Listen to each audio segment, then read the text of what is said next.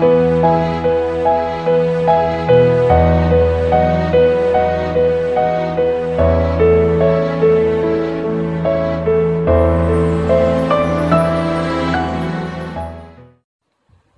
malam, salam sejahtera bagi Bapak, Ibu, Saudara-saudari yang dikasihi dan yang mengasihi Tuhan Yesus Kristus.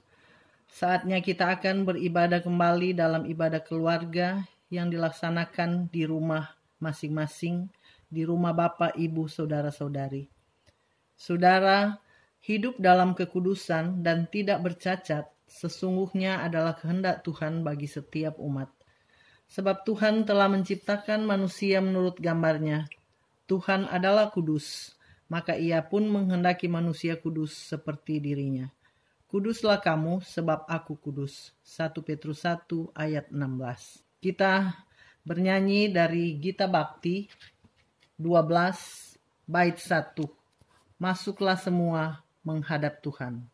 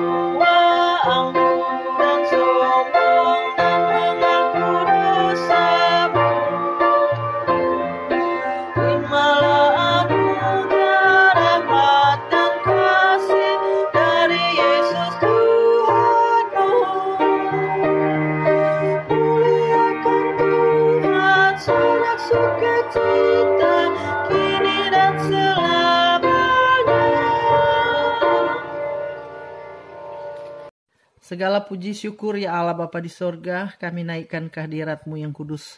Pada malam hari ini kami bersyukur karena Tuhan masih bersama kami, memberikan kami kesehatan, kekuatan, pertolongan dan perlindungan, sehingga kami boleh berkegiatan, melaksanakan tugas-tugas tanggung jawab kami walaupun kami lakukan di rumah kami masing-masing.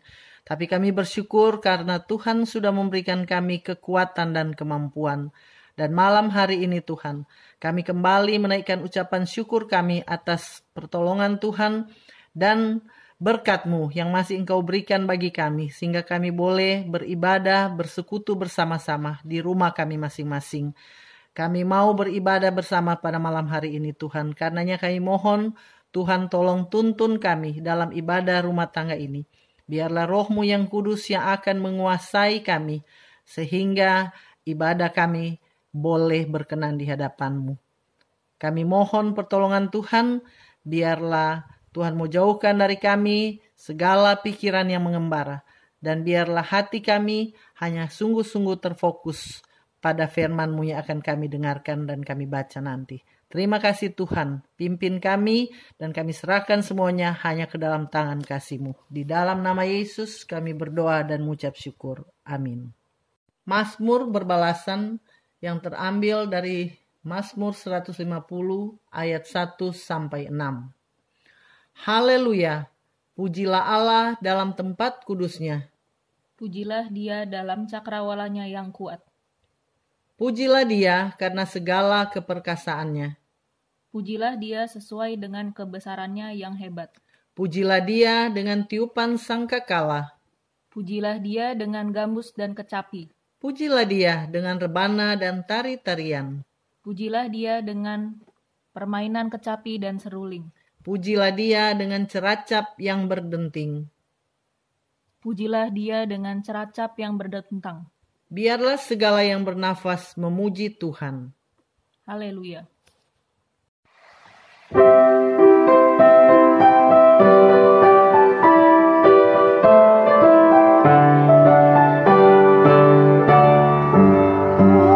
Haleluya, puji Tuhan. Puji Dia Maha Kuasa, Sang Pencipta alam raya dan segala isinya. Hai segala yang bernafas, puji Dia yang di surga. Dia memberikan nafas bagimu. Haleluya, puji Tuhan selamanya.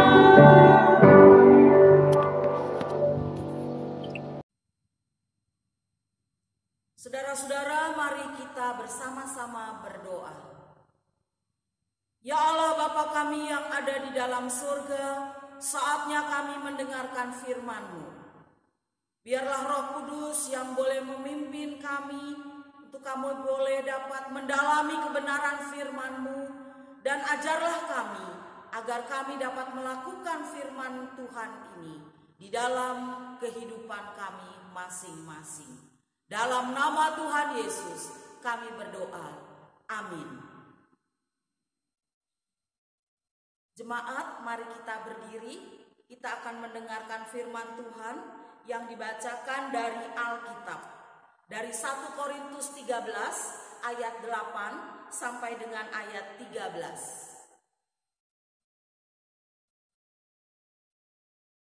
1 Korintus pasal 13 ayat 8 sampai dengan ayat 13 yang menyatakan, kasih tidak berkesudahan, nubuat akan berakhir, bahasa roh akan berhenti, pengetahuan akan lenyap. Sebab pengetahuan kita tidak lengkap dan nubuat kita tidak sempurna.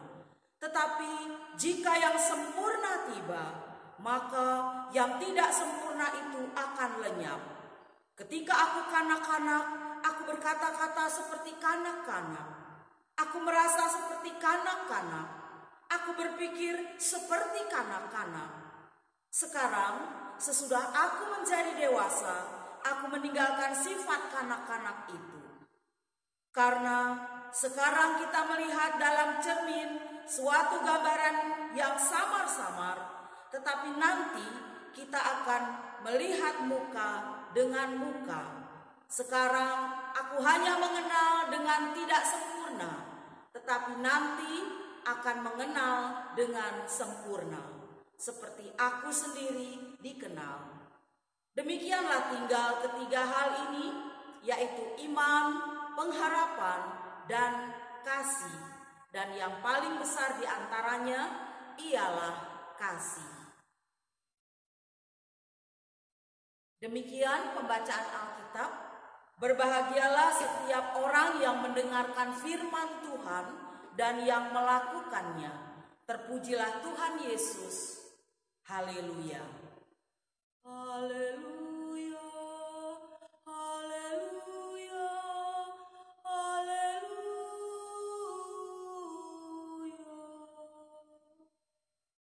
Silakan duduk.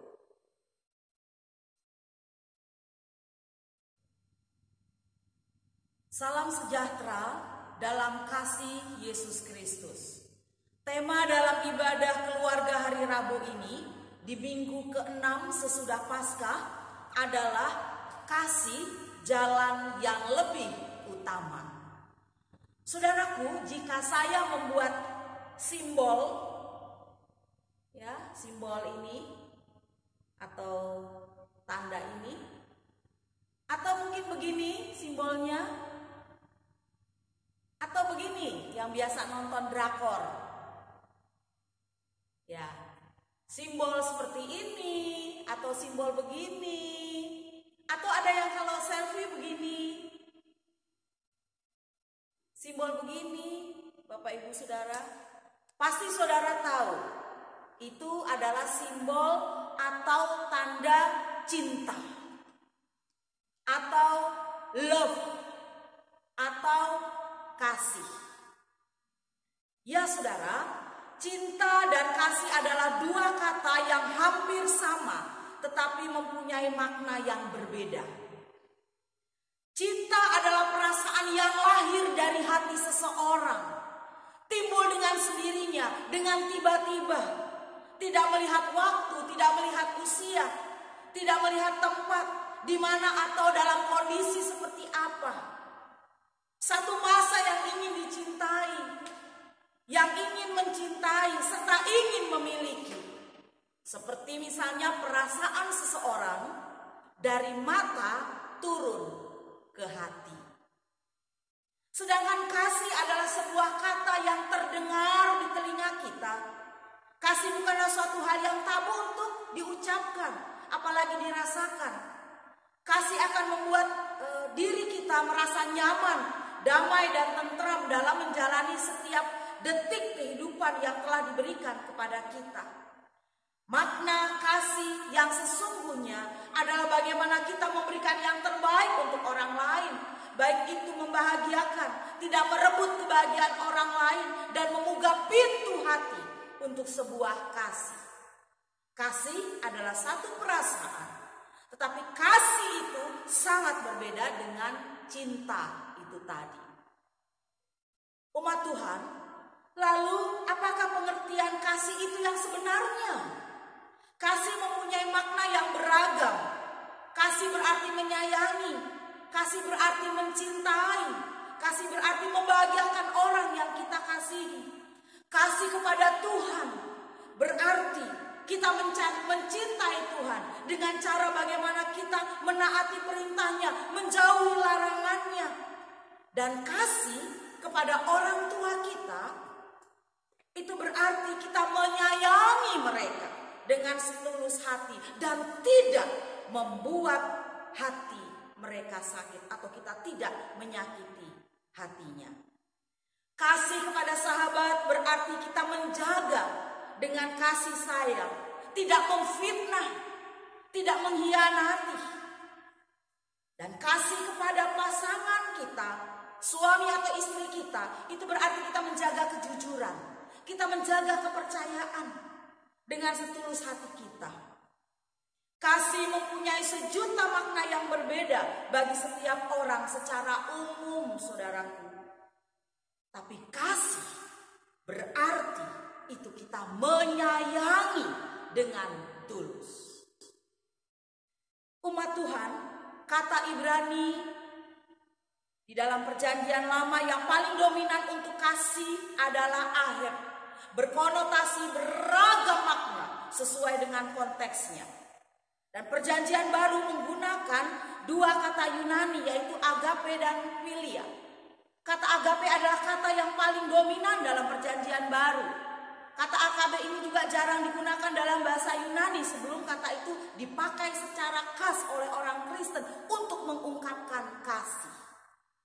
Agape dipelajari untuk menyatakan kasih Allah, kasih sejati, tidak mementingkan diri sendiri, tidak menuntut balas jasa, dan kasih dari hati yang juga peduli kepada orang lain. Sedangkan kata philia, yaitu kasih sayang antara sahabat atau teman, dan kata ini sering diasosiasikan dengan kasih persaudaraan. Dua kata Yunani klasik eros dan storge itu tidak digunakan dalam Alkitab. Kata eros menunjukkan cinta dengan daya tarik seksual atau erotika.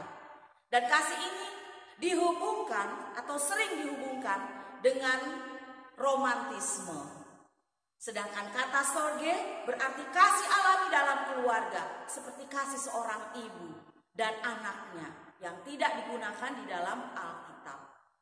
Saudara-saudaraku, kasih agape itu dapat diaktualisasikan kepada Allah, kepada sesama kita. Dan secara khusus di konteks 1 Korintus 13 dalam bacaan kita ini, di sini Rasul Paulus menggunakan kata agape dalam hubungan dengan sesama. Pertanyaannya, mengapa Rasul Paulus menulis surat kepada jemaat di Korintus ini justru menuliskan tentang kasih?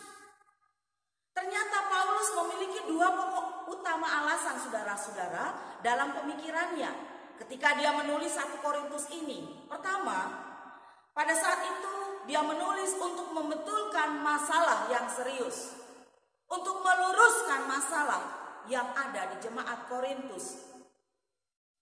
Hal ini meliputi pelanggaran yang remeh oleh seorang atau oleh jemaat di Korintus. Tetapi bagi Rasul Paulus ini adalah merupakan dosa yang serius. Kemudian yang kedua, memberikan bimbingan atau instruksi atas berbagai pertanyaan yang telah ditulis oleh orang Korintus. Dan hal ini meliputi soal ajaran atau doktrin dan juga perilaku dan kemurnian sebagai perorangan dan sebagai jemaat. Saudara, secara khusus alasan yang paling penting kenapa Rasul Paulus menuliskan tentang kasih ini di 1 Korintus 13 adalah karena dia memberikan teguran. Ya, teguran kepada jemaat di Korintus pada saat ini. Dan dia menyinggung ada 6 kebanggaan yang dimiliki oleh manusia atau oleh jemaat di sana. Apa saja? 1, kemampuan untuk berkata-kata dengan semua bahasa dan malaikat. 2, karunia untuk bernubuat. 3, karunia pengetahuan intelektual. 4, iman yang sempurna. 5, kemurahan hati. Dan 6, memberikan diri untuk dibakar, ayat 3b. Dan sebagian dari naskah kuno yang berwibawa ini menambahkan frasa, yaitu agar aku mendapat kemuliaan. Saudara-saudara yang dikasihi Allah dalam Tuhan Yesus Kristus, sikap Paulus ini sangat jelas bahwa sekalipun ada manusia yang mampu melakukan salah satu atau bahkan ke-6 hal yang saya sebutkan tadi, semua itu sia-sia. Semua itu hanyalah kesia-siaan dan tidak berguna bagi siapapun apabila ia tidak memiliki kasih. Mengapa hal itu bisa terjadi? Karena Paulus ini menyadari bahwa tanpa kasih, kepemilikan atau bahkan penggunaan berbagai karunia itu akan berujung pada kesombongan dan pamer diri.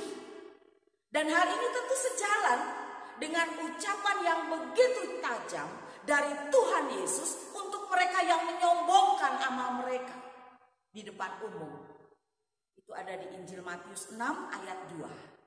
Oleh karena itu, Rasul Paulus menutup suratnya dengan mengatakan, lakukanlah segala pekerjaanmu dalam kasih. Dalam ayat-ayat sebelumnya, bacaan kita ayat 8-13, tapi ayat sebelumnya, ayat yang indah. Dan Rasul Paulus tidak pernah sekalipun dia memberikan sebuah definisi tentang kasih. Tapi dia menunjukkan cara bagaimana kasih itu bekerja. Berlawanan dengan banyak pemikiran modern ya yang memandang kasih itu hanya sebagai emosi. Tetapi Rasul Paulus memperlihatkan bahwa dia bukanlah semata-mata apa yang dirasakan oleh seseorang, melainkan apa yang dilakukannya. Nah, di sini kita melihat Bapak Ibu Saudara, ada beberapa sifat dasar kasih Kristen. Apa saja? Sabar, murah hati, tidak cemburu, tidak memegahkan diri, tidak sombong, tidak melakukan yang tidak sopan, tidak mencari keuntungan untuk diri sendiri, bukan pemarah, tidak menyimpan kesalahan orang lain, tidak bersukacita karena ketidakadilan, bersukacita karena kebenaran, menutupi segala sesuatu, percaya segala sesuatu, mengharapkan segala sesuatu. 14. Lalu teks kita hari ini 8 sampai dengan 13, Rasul Paulus memperlihatkan bahwa kasih itu akan tinggal tetap sekalipun karunia-karunia lain seperti nubuat, seperti bahasa roh, seperti pengetahuan itu telah lenyap. Di dunia yang sedang berlalu, kasih itu adalah bagian dari kekekalan, dari dunia Allah yang sempurna. Dan di bagian akhir ini, saudara-saudara, Rasul Paulus menekankan keabadian Kristen. Artinya ketika segala sesuatu yang dimuliakan manusia sudah berlaku, tetapi kasih itu masih akan tetap ada. Dia juga menekankan yang kedua, kesempurnaan kasih. Artinya segala sesuatu yang tidak sempurna itu akan lenyap. Bahkan karunia bahasa lidah, kegemaran orang-orang Korintus pada saat itu juga tergolong pada yang tidak sempurna. Itu juga akan lenyap. Tetapi kasih tetap sempurna. Kemudian yang ketiga, keunggulan kasih. Artinya apa? Seberapapun besarnya iman dan pengharapan, kasih masih lebih besar. Iman tanpa kasih menjadi dingin, saudaraku. Dan pengharapan tanpa kasih menjadi suram. Kasih adalah penggenapan iman dan pengharapan. Itu sebabnya di ayat 13 dalam bacaan kita ini dikatakan, demikianlah tinggal ketiga hal ini, yaitu iman, pengharapan, dan kasih. Dan yang paling besar di antaranya ialah kasih. Saudaraku, pembelajaran apa yang kita dapatkan dari bacaan kita hari ini? Pembelajaran yang pertama, betapa seringnya kita merasa bangga atas apa yang kita raih dalam hidup ini.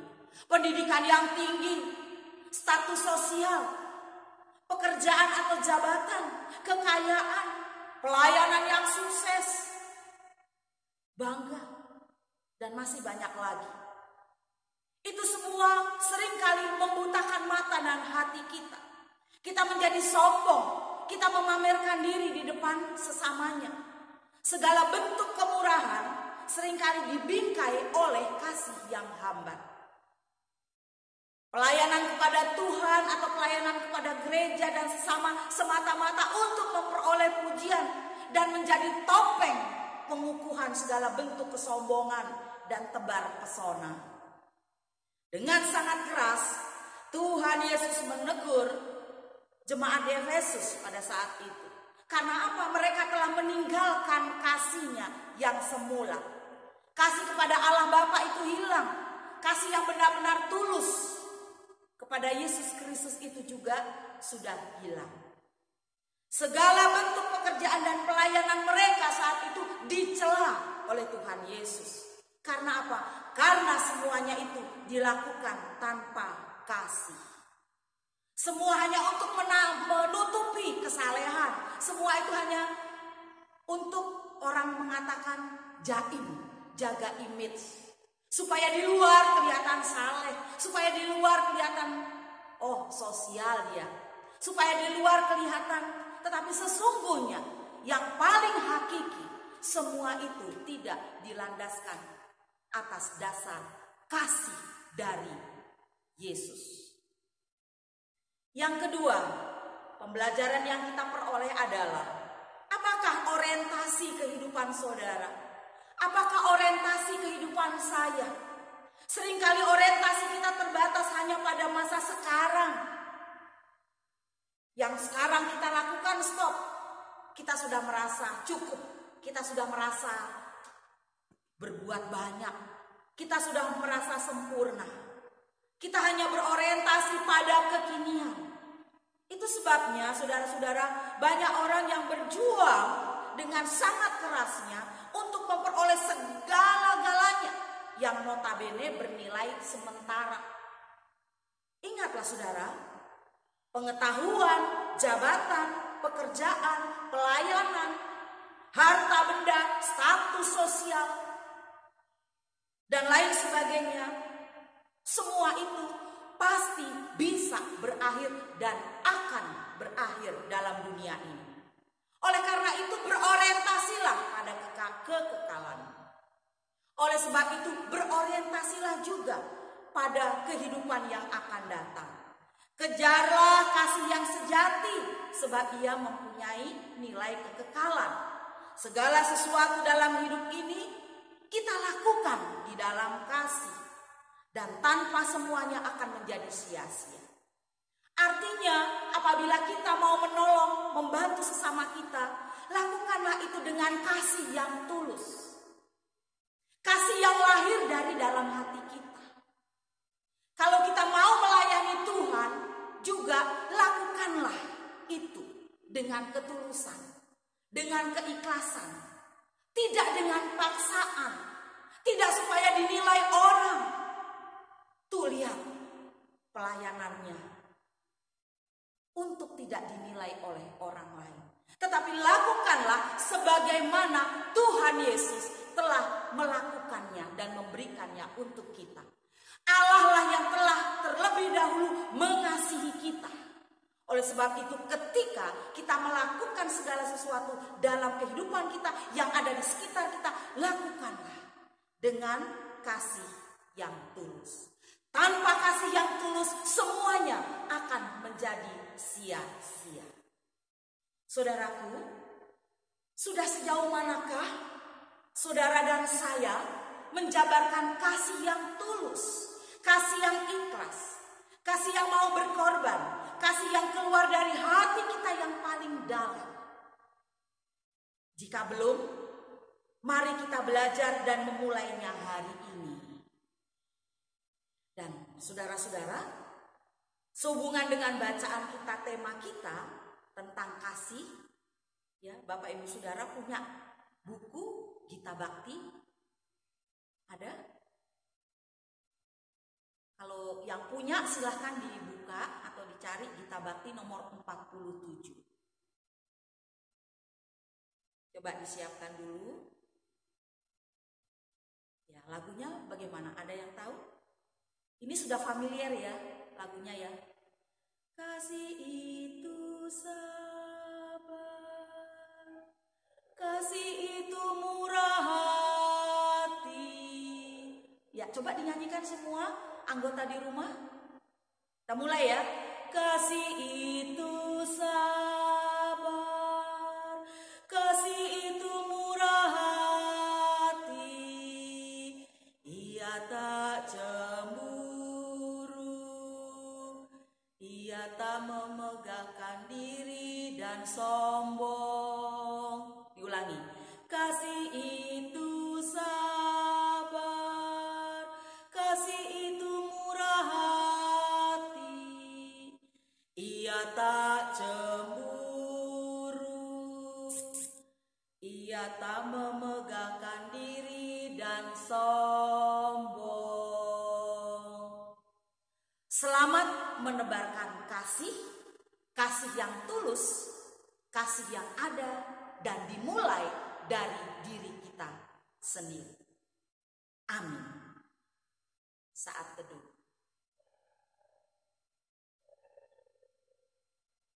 Selesai.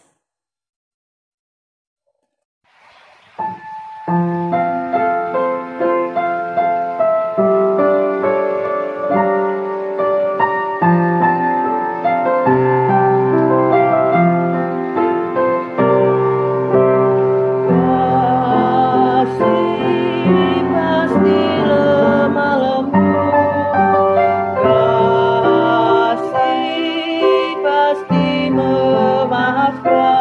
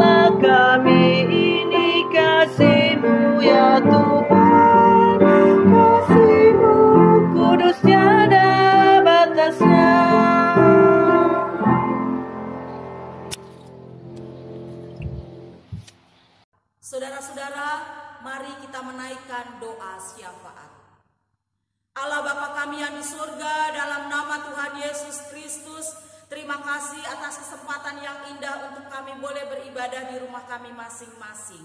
Kami juga boleh menaikkan doa syafaat ini karena kami berterima kasih diingatkan lagi lewat sapaan firman-Mu, agar apapun yang kami lakukan dan kerjakan itu boleh didasari, dilandasi dengan kasih yang murni, dengan yang kasih yang tulus ikhlas, sehingga apa yang kami lakukan dan kerjakan tidak menjadi sia-sia bagi kami. Terima kasih, lewat doa syafaat kami juga berdoa untuk pemerintahan kami, Bapak Presiden, Wakil Presiden, para menteri, maupun juga TNI, Polri, semua yang bekerja, yang mengabdi kepada bangsa dan negara Indonesia kami ini. Berikanlah roh hikmat buat mereka, agar mereka dapat menjalankan tugas-tugas mereka dengan baik dan seturut dengan kehendak Tuhan. Kami mau berdoa untuk pelayanan gereja-gereja meskipun pada masa pandemi COVID-19 ini Tuhan.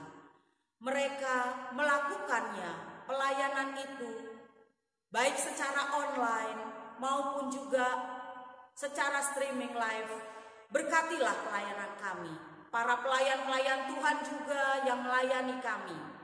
Jemaat-Mu Tuhan yang ada di rumah-rumah, berkatilah, baik itu pelayan Tuhan pendeta, diaken penatua, atau ada pengurus dari unit misioner di jemaat-jemaat GPIB, ke-6 pelayanan kategorial, termasuk juga jemaat kami Sangkakala, 2 sektor yang ada, kami bersama rekan sekerja kami presbiter ke-6 Pelkat, dengan panitia, dan juga dengan rekan-rekan kami para pegawai, lindungi sertai berikan kesehatan buat kami. Termasuk juga mereka Tuhan yang sedang dalam keadaan sakit dan lemah tubuhnya, Tuhan Yesus menjamahnya, Tuhan Yesus menyembuhkannya.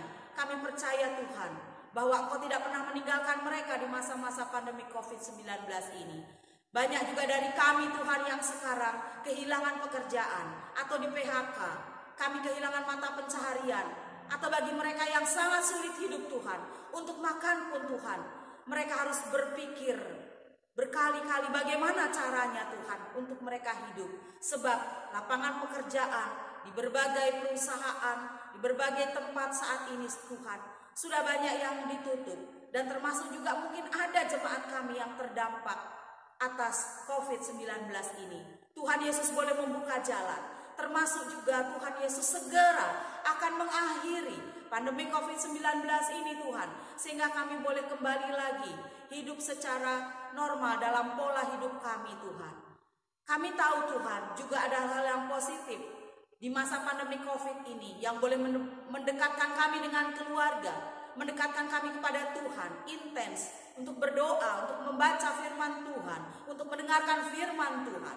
Tapi biarlah Tuhan, meskipun ada banyak hal yang positif yang boleh kami rasakan, biarlah itu juga setelah pandemi COVID-19 ini berakhir, kami tetap menjaga hal-hal yang baik dan positif yang selama ini sudah kami lakukan dan kerjakan. Bapa, bagi mereka yang sekarang sedang berduka cita, Tuhan Yesus hibur mereka. Bagi mereka Tuhan yang ada di panti asuhan, para anak-anak panti, atau juga orang tua jompo, Tuhan Yesus juga memberkati mereka, memberikan kesehatan juga buat mereka. Termasuk juga kami Tuhan yang di rumah, kami boleh sementara ini menjaga jarak. Kami juga sementara ini melakukan protokoler yang dihimbau oleh pemerintahan kami. Kami lakukan semua itu Tuhan, semata-mata untuk memutus mata rantai COVID-19. Tuhan, kami lakukan semua itu Tuhan. Tapi tanpa campur tangan Tuhan, apa yang boleh kami lakukan sia-sia. Oleh karena itu kasihanilah kami Tuhan, kasihanilah kami, supaya Tuhan kami boleh segera terbebas dari penderitaan kami ini. Terima kasih Tuhan, ampunilah akan segala dosa dan kesalahan kami ya Tuhan, baik yang kami lakukan lewat pikiran, perkataan, dan perbuatan kami. Dalam nama Tuhan Yesus Kristus yang mengajar kami berdoa secara bersama-sama. Bapa kami yang di surga, dikuduskanlah namamu. Datanglah kerajaan-Mu, jadilah kehendak-Mu di bumi seperti di surga. Berilah kami pada hari ini makanan kami yang secukupnya, dan ampunilah kami akan segala kesalahan kami, seperti kami juga mengampuni orang yang bersalah kepada kami. Dan janganlah membawa kami ke dalam pencobaan, tetapi lepaskanlah kami daripada yang jahat. Karena Engkaulah yang empunya kerajaan dan kuasa dan kemuliaan sampai selama-lamanya.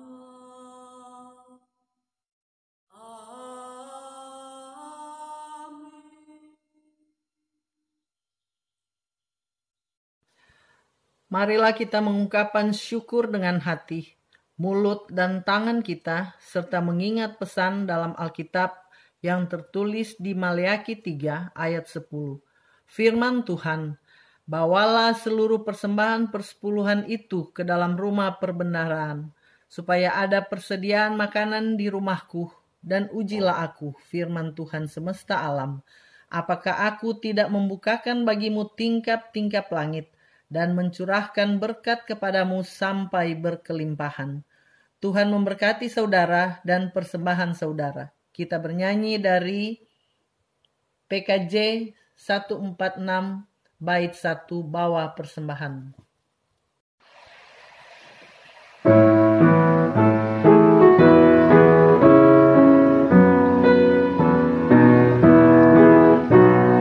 Bawa persembahanmu dalam rumah Tuhan dengan rela hatimu, janganlah jemu. Bawa persembahanmu, bawa dengan suka, bawa persembahanmu, tanda sukacitamu, bawa persembahanmu, ucaplah syukur.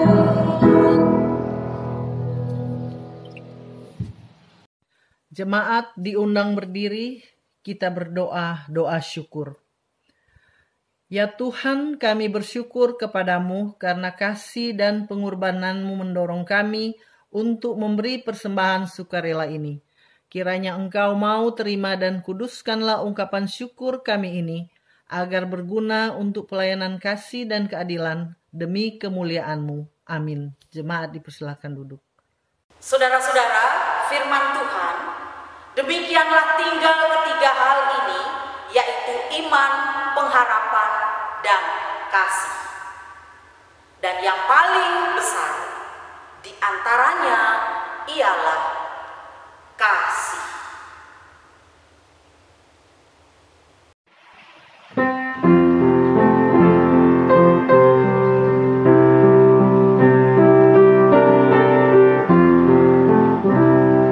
Yesus menginginkan aku bersinar baginya, dimanapun ku berada, ku mengenalkannya. Bersinar, bersinar, itulah kehendak Yesus. Bersinar, bersinar, aku bersinar terus. Pulanglah dengan damai sejahtera Tuhan, serta terimalah berkat-Nya.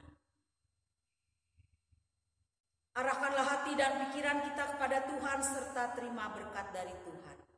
Kasih karunia Tuhan Yesus Kristus, kasih Allah Bapa, dan persekutuan Roh Kudus menyertai kita sekalian. Amin.